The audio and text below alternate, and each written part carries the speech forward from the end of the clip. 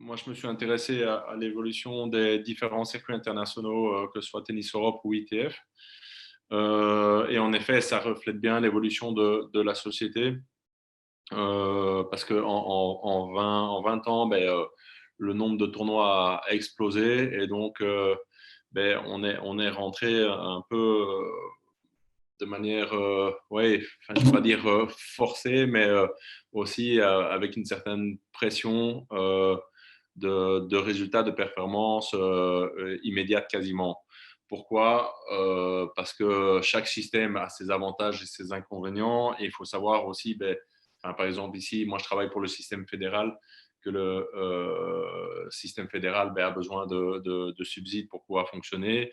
Et en l'occurrence, pour pouvoir avoir de subsides, il faut des résultats.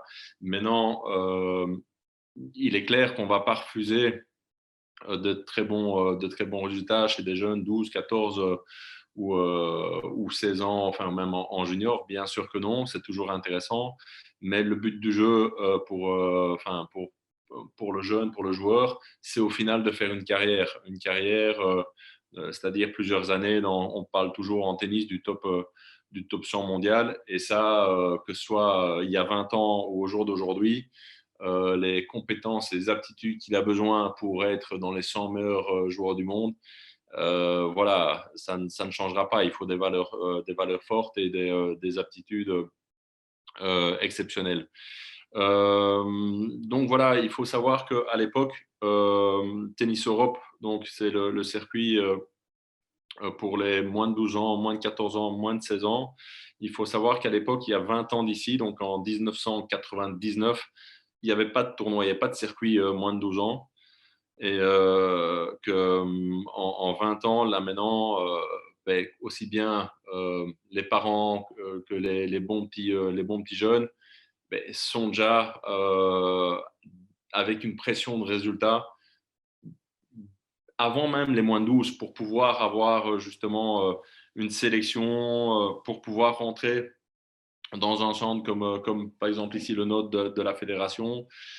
Ici, je vous parle uniquement du circuit international, mais il y a plein de tournois de sélection nationaux qui commencent à partir. Voilà, il y a le tennis évolutif, des moins de 8, moins de 10, moins de 12. Donc les jeunes sont très vite focus uniquement sur la performance, ce qui sur le long terme est, est critique parce qu'il a besoin à ce moment-là uniquement de faire évoluer, de former son jeu, de se développer et de faire évoluer son tennis et ses aptitudes.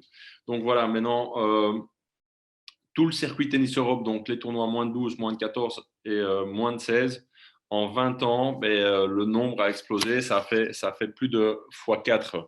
Il faut savoir que au jour d'aujourd'hui, il y a 386 tournois répartis dans ces trois catégories-là.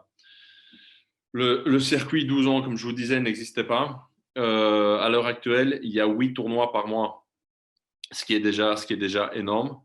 Le circuit de référence en tennis Europe, c'est quand même le circuit moins de 14, avec en l'occurrence le fameux tournoi de Tarbes. Euh, il faut savoir que à l'heure actuelle, il y a plus de 150 tournois sur l'année. Ça veut dire 161 exactement. Ça veut dire qu'il y en a 13 par mois, sachant qu'il y a 52 semaines sur une année. Ça veut dire qu'il y a 3 tournois par semaine. Le jeune peut jouer tout le temps. Donc, s'il cherche absolument le meilleur classement, marquer le plus de points, on va passer à côté de périodes d'entraînement, de périodes de repos. Pour certains entraîneurs, ça devient très compliqué, ne fût-ce que planifier des semaines de vacances, 2 semaines de vacances sur une année. Quand on a un bon petit jeune, des fois, ça devient limite un schmilblick, alors que ça devrait être la base. Idéalement, pour moi, je pense qu'un jeune de 14 ans doit faire 3 périodes de bloc préparatoire, on va dire de 4 semaines. Donc 4 fois 3, ça fait 12. Ça veut dire que sur votre année, vous enlevez 12 semaines à 52. il reste 40 semaines avec les 3 semaines de vacances, avec les semaines d'examen. Au total, il reste peut-être 35 semaines pour un peu jouer des tournois internationaux, mais aussi jouer des tournois nationaux. Le problème de l'évolution du circuit international Tennis Europe, on remarque en tout cas chez nous, c'est une conséquence, c'est qu'on envoie énormément nos bons jeunes à l'étranger.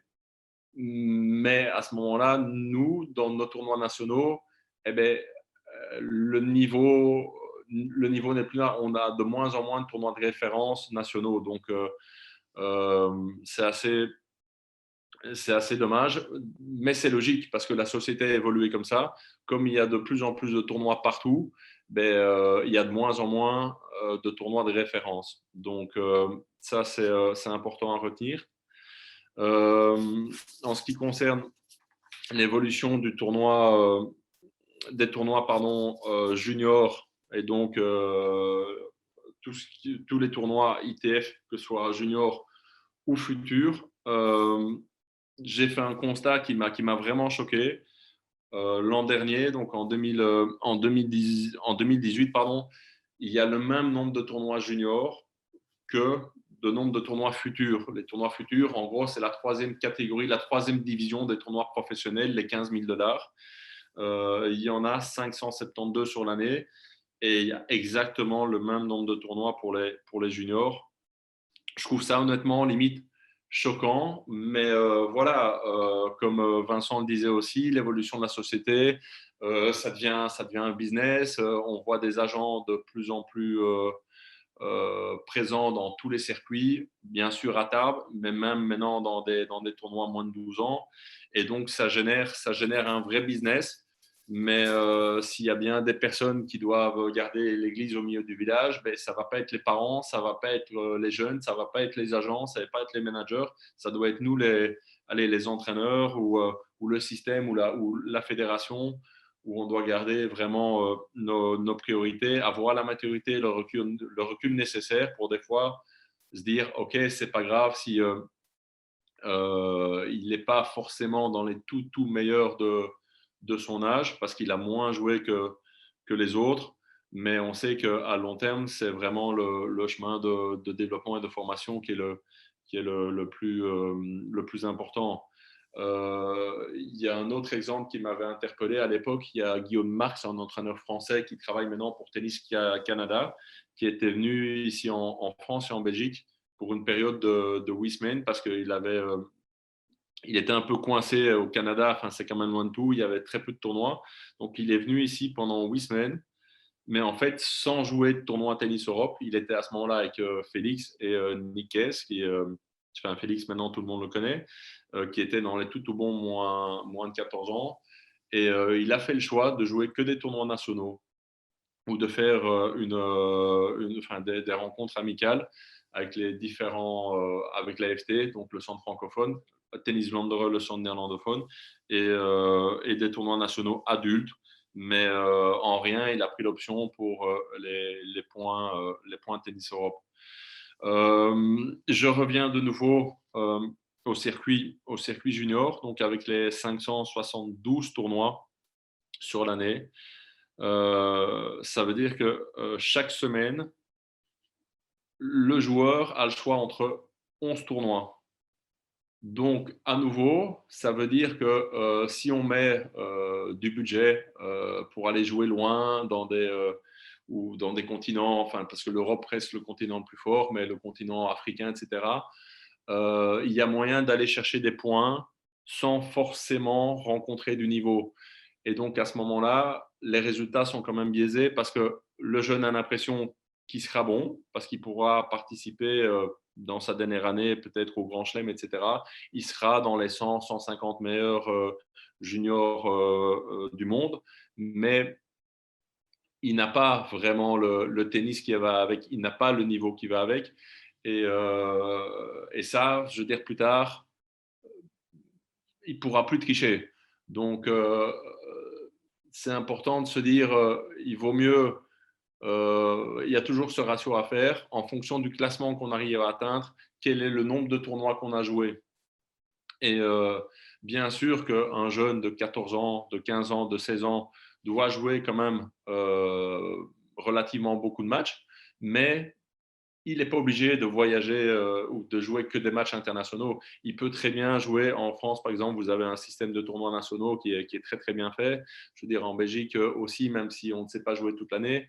Mais je suis d'abord favorable et je vais toujours privilégier que le jeune soit d'abord dans les meilleurs dans son pays avant de partir sur tous les différents circuits internationaux.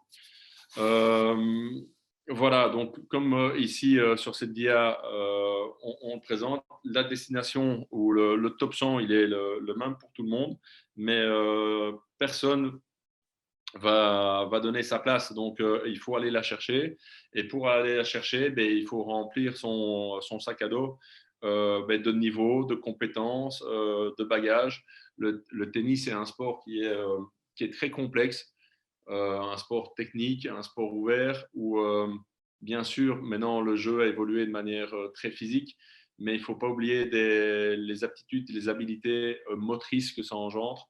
Il ne faut pas oublier le relâchement nécessaire, le timing, le rythme que ce sport exige. Le fait aussi comme c'est un circuit, un sport très exigeant, je ne connais pas un autre sport au monde où on voyage autant, où les professionnels doivent jouer quasiment toute l'année parce que, en gros, même les Djoko, Federer, Nadal, je veux dire, ils sont 7 à 8 mois sur l'année à l'étranger.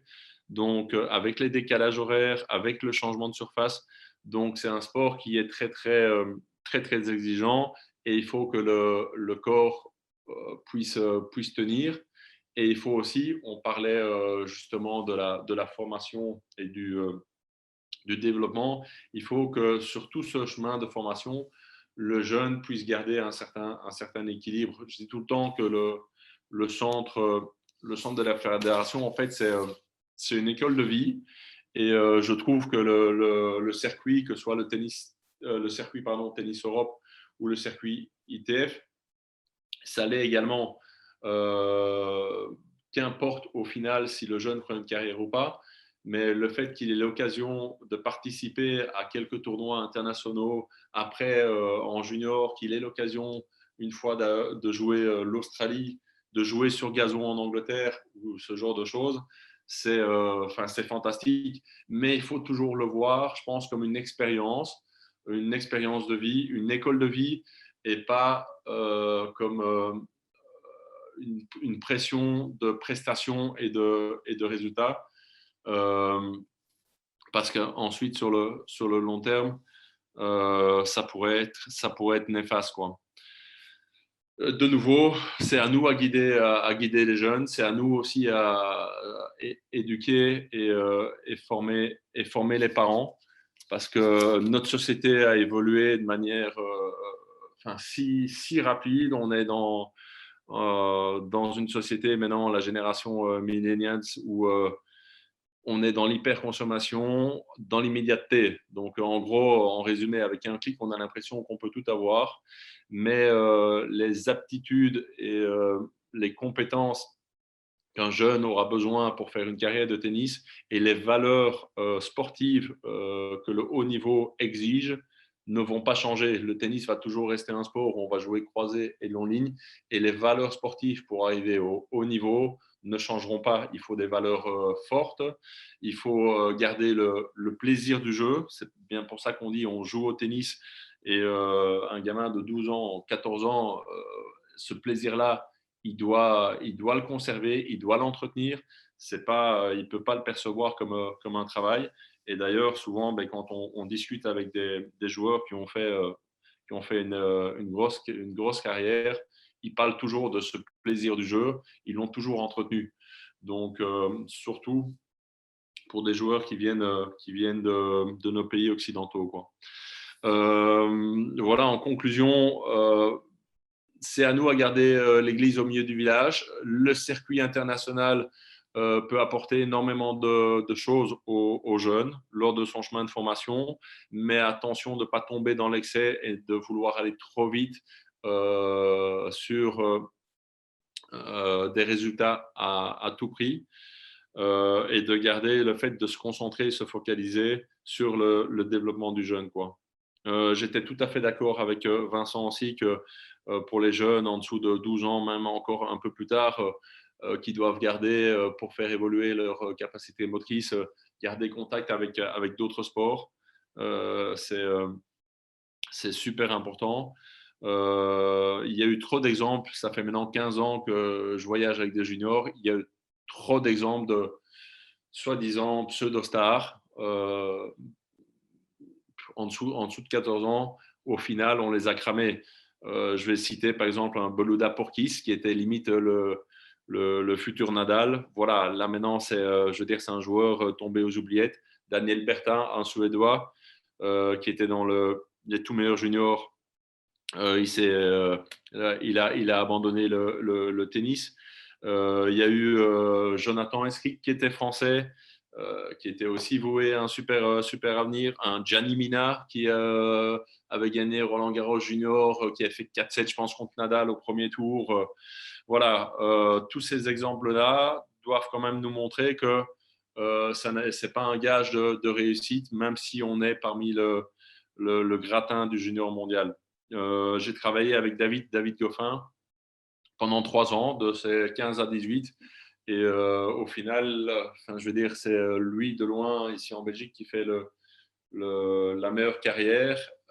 Il a percé, on va dire, sur le tard, parce qu'il il se débrouillait en moins de 18, mais en moins de 14 et moins de 16, il était loin d'être le meilleur, même pas en Belgique, même pas au niveau national. Et de par son intelligence et surtout le fait qu'il a su garder, j'en parlais, un certain équilibre dans un circuit en fait qui bouscule tout le temps le jeune, qui met le jeune de manière constamment en déséquilibre, ben voilà, au final, il a su tirer son épingle du jeu.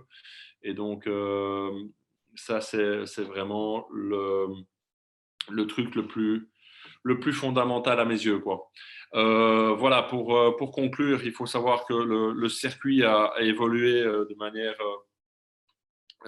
très rapide ces dernières années, qu'il y a de plus en plus de tournois partout dans le monde.